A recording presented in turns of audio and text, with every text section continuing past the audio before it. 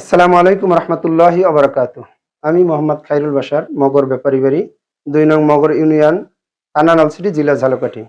আমরা একটা বিষয়ে কথা বলবো আজকে, যে আমরা বিভিন্ন কাজকর্ম করি, তার ভিতরে আমাদের কৃষিকাজ আল্লাহ তাআলা যেভাবে আমাদের নির্দেশনা দিয়েছেন, রাসূল সাল্লাল্লাহু আলাইহি ওয়াসাল্লাম এবং নবীরা, সাহাবীরা যেভাবে কৃষিকাজ করেছেন, সেভাবে যদি আমরা আজকে আমাদের জমিকে কৃষির আবাদে নিয়ে আসতে পারি, তাহলে আমরা নিজেরাও লাভবান হব এবং মানুষ উপকৃত হবে এবং আমরা আর্থিকভাবেও স্বাবলম্বী হব এবং আমরা দেখা যায় তখন আমরা আমাদের যে চাহিদাটা সেই কৃষির মাধ্যমে পূরণ হয়।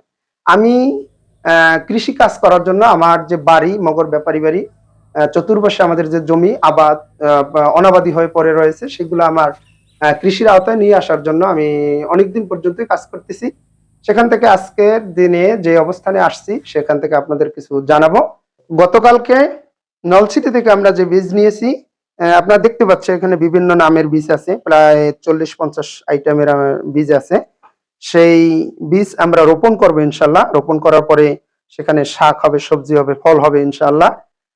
এবং আমরা কিছু ফল গাছও লাগিয়েছি, সেগুলো আপনাদেরকে পরবর্তীতে দেখাবো। পরবর্তীতে যখন ফসল হবে সেটাও আপনাদেরকে দেখানোর চেষ্টা করব।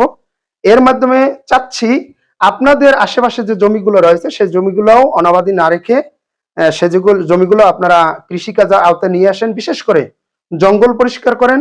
আর আমাদের এলাকায় যে মেহগনি, চাম্বল, রেন্ডি এই গাছগুলো রয়েছে, এইগুলাকে আপনার যদি প্রয়োজন না হয় সেগুলাকে কেটে ফেলে দিন। প্রয়োজন হলে সেই প্রয়োজন সেখানে রাখেন। আপনার বাড়ির ভিতরে এগুলো রাখিয়েন না, না রাখাই ভালো।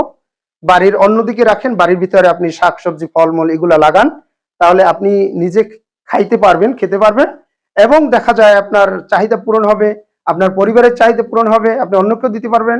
যেই ফসলটা আপনার বেশি হবে সেটা আপনি বিক্রি করে আপনি টাকাও অর্জন করতে পারবেন। যেহেতু এই কাজ করতে গেলে অনেক টাকাও প্রয়োজন, সেই টাকাটা আপনার বিক্রি করলে সেখান থেকেও আসবে ইনশাআল্লাহ। আসসালামু আলাইকুম রহমতুল্লাহি ওয়া বারাকাতুহু।